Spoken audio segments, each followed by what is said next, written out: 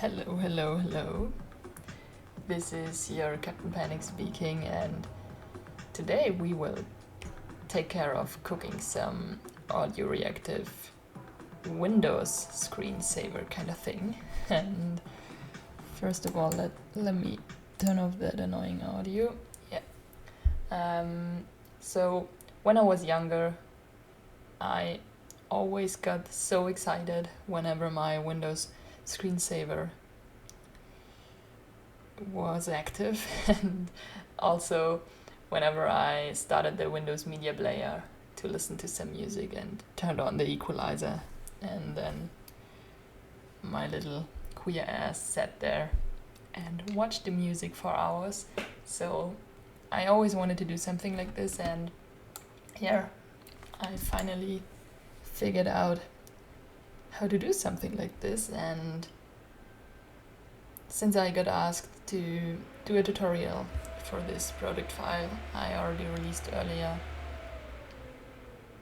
I am very happy to serve dinner. So here we go. And as I said, this is Audioreactive, and at this point shout out to Billiam or Electronaut, since I learned all my Audioreactive skills from him.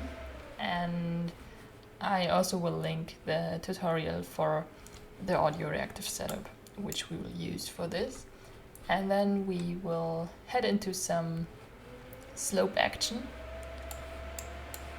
Not slope action, SOP action, I'm sorry. And then we will render that, go into a feedback loop, and then take care of some kind of cool post effects, like this colorful thing, this kind of cool chromey thing, and the simple black and white thing, and also some RGB delay. And yeah, so as always we start from scratch. So let me pause this and move this away, and then let's go. So the first thing we will do is set up our audio system. So the first thing we will do is bring in the audio file in. So it inserts this audio file you heard in the beginning automatically. So if you want to hear it, you could bring in the audio device out and then set your device, whichever device you have. But I will just bypass this for now, since this sound is a little bit annoying, I think, but it's still great for testing. But I want to do this tutorial pretty concentrated, and I'm not good at listening and talking at the same time, so I will bypass this. And then we will head into a math out of this audio file. Yeah. And right now we have this stereo file with 2 channels, and we want to combine them. So we change this combined channel from off to add. So we add those 2 together. And then, because this is a little bit too heavy, we will head into a audio filter. There we go. And we will change that filter to frequency.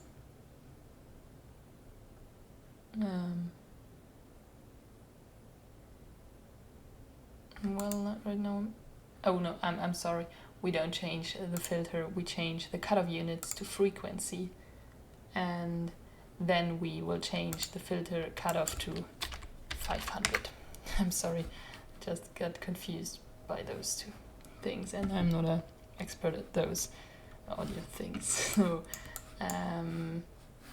the next thing we will do, since we need a kind of clean channel with a number, so we head into analyze and change the function to RMS power. So now we have a time slice and not this channel, and we need this thing. And then it's a little bit too nervous again. So let's bring in another filter.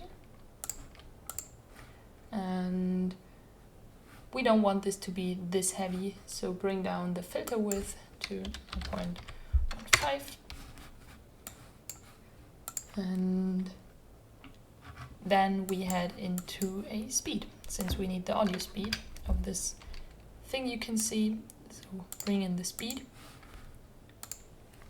and just leave it just like it is. So it just gives us the speed of this audio, which is amazing.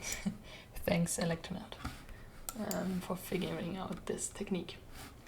And then I will add a null at the end of this, so we can use this pretty clean and still insert some stuff. So now we set up our audio setup, and now let's use it. And we will actually use a noise. So bring in a noise top. We switch tops now. And then I will change this noise. We keep it on this resolution, so no need to set up a higher resolution here. But we change the pixel format to 32-bit float RGBA.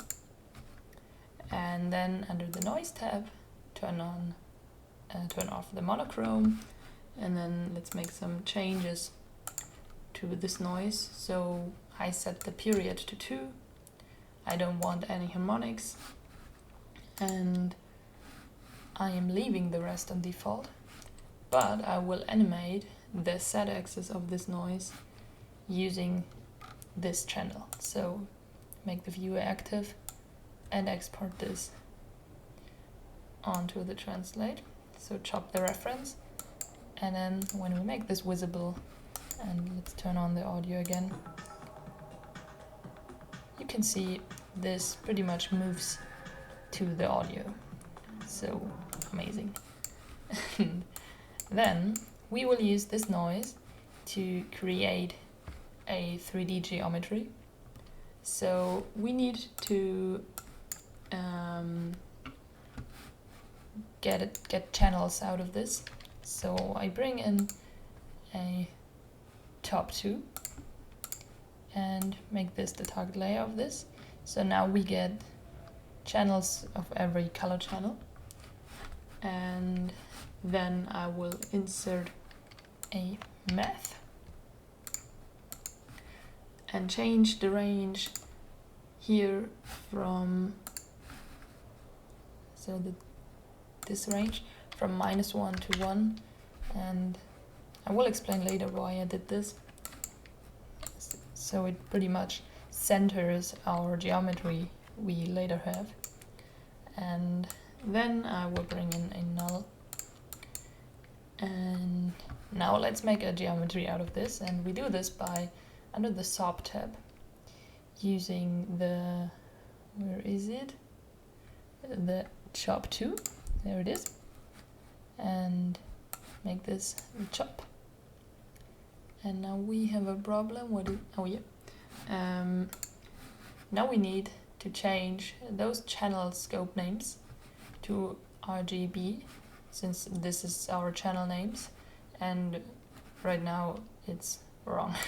So RGB, and now those RGB values define the values of this thing we just created. And since we move to the audio from this noise, this noodle will move to the audio as well.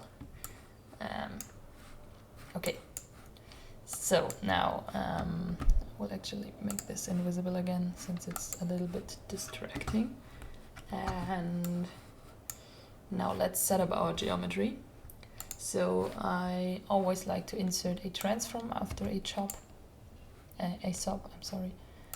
I will keep them on default, but just in case I want to scale this up or down or whatever, I'm just inserting it.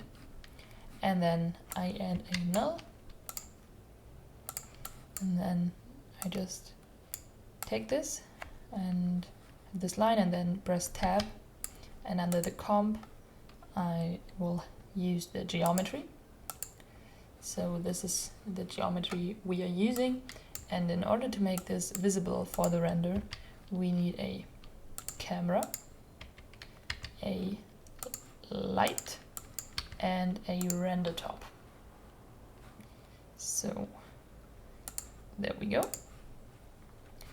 And then I will connect this to a RGB key and make this visible so we can see what's going on in the background. So right now our render uses a pretty low resolution, so I'm just exporting my resolution from my basic startup file, which you can download on my Patreon, but you could also use one of those default resolutions, whatever you kind of like. I just have my default startup file, so I can change the resolution pretty quick. So from 16 to 9, I can change to a square, to a 9 to 16 or 45 resolution. And I want to mention this is my default startup file, is not needed to follow any of my tutorials, since I got some confusion lately. But it's still pretty cool to have this. So sign up now. Okay, so let's continue here. So now we have our noodle visible, we have our rendering set up, but right now I have some shadows I don't want, so I also included a material. So under this matte tab, I just used a constant, just kept it on default, dragged it on here, and palm material. So we just have our white noodle without shadows or anything. And yeah, now we finished our sub setup, and now we will head into the top setup. So first of all, insert a null after this render, and then let's continue. So the first thing I did, I wanted this to be a little bit brighter and a little bit thicker. So I added a level, set up the brightness to 2, and turned the gamma to 3 and the contrast to 5. I don't know why I did this, since this doesn't change anything, but let's leave it on 5. And then, since I want those lines to intersect a little bit and to melt a little bit into each other, so another thing I did is added a blur and set the filter size to 11, and then added a threshold after this. And I set the threshold to a really low number, so 0.003. And now you can see we have a little bit of a thicker line, and it intersects a little bit better than in the beginning. And another thing I want is, I want some color in here. So out of this threshold, I head into a noise, change the output to noise, and make this the second input as well. Change the pixel format to 32-bit float if you want, and then turn off the monochrome. And then I insert a comp and bring this in here again. So now we have a little bit of color in here. And also I want this to change the color from time to time. And a cool thing to do is, if we want this color to change according to the music, we could just use this null again and chop the reference on our noise on the Z axis. So now it moves in order to the music again. Yeah, cool. Okay, so now we will head into our feedback to get this gritty look we had in the beginning. So after this comp, insert another comp and change the operation mode to over, and then feedback, connect this here and make this one the target layer of the feedback. And then we track our movement and get this kind of cool gritty thing. And now the first thing we will do is insert a keyboard in, so we can easily reset our feedback.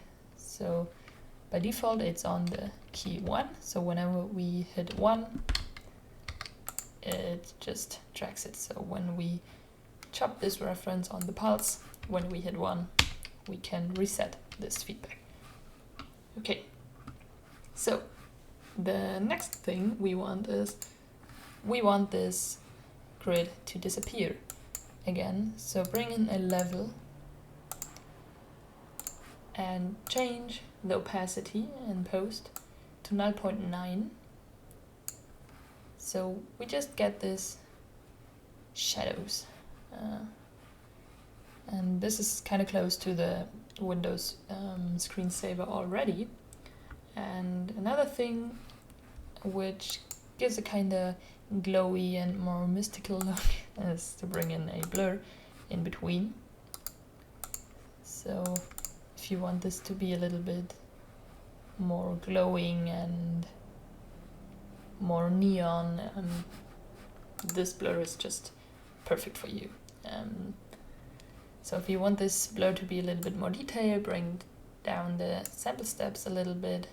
I turned it up to 11, so I just felt like this is the coolest way of going. But this is up to you. If you want this to be a really spherical thing, you could just turn up the filter size and have a completely different look. So, okay. So basically we are done with that feedback loop. We have our grid set up, and now let's have a look at some cool post effects we could bring in here. So the first thing, of course, is a displacement. So bring in a displace, and it's always nice to displace something with itself, and just bring down the displace weight maybe to 0.1,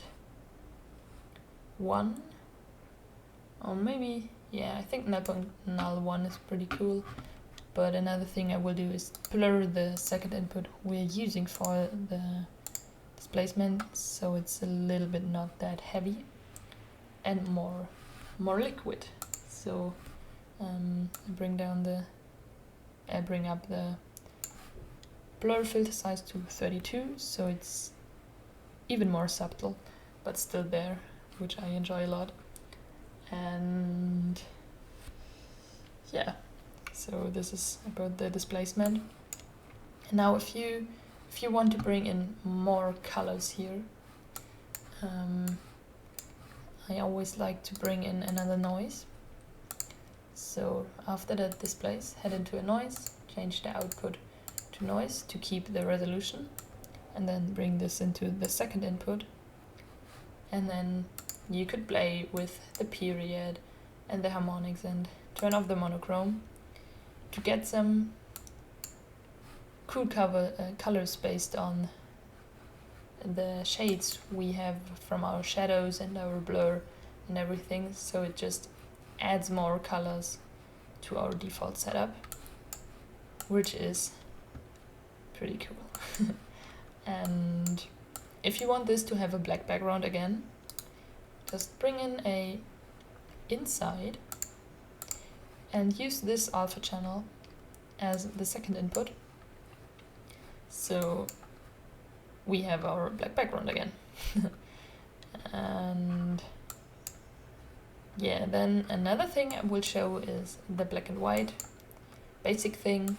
So for the black and white thing, we could go back into the beginning and just insert a null here after that. So whenever you hit on these two rectangles and press with the right click and insert a null, it just adds a null after this but still keeps the connections this has, so you don't have to reconnect every node again. So this is a kind of cool hack.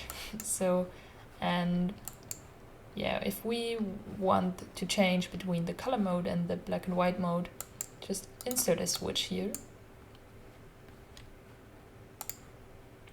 and then connect this one without the color, connect it here, and then change the mode, the index to 1. And then of course right now we have our color thing selected, so when we add a switch here, after that we can make different kind of outputs. So right now we have our color output, and then we can bring in our displays here, change the switch to 1 again, and then we have the black and white version.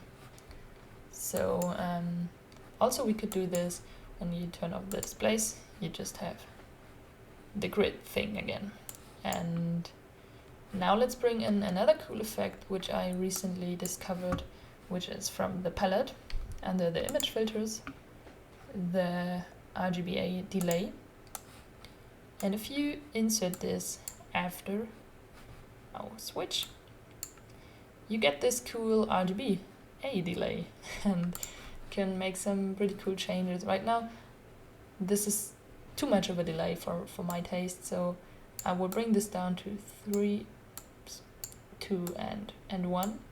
So it's just really subtle, like a kind of dispersion. And when I turn on the displays again, it really feels like a kind of fake dispersion. So it's always nice to have a look at the palette and the filters we can get from the palette. And now let's have a look how this looks with the colors. Yeah, with the colors it's a little bit too subtle, so you can barely see it. When you turn on higher delay, you can make it visible again and get a completely different effect, like it's 3 kind of grids following each other's. So it's pretty cool to have a look at this. And yeah, that's it with my Panic equalizer, which just gives me very nostalgic feelings about my little self. And I hope you enjoy it as much as I do. Just have fun looking at this noodle dancing to the music, and make sure to change the audio file to something cool and use this in your setups. So I hope you enjoyed this, and I would love to see which music you will watch, so tag me whenever you create something using this tutorial. And yeah, stay creative, have fun, and most important, stay kind. Bye bye.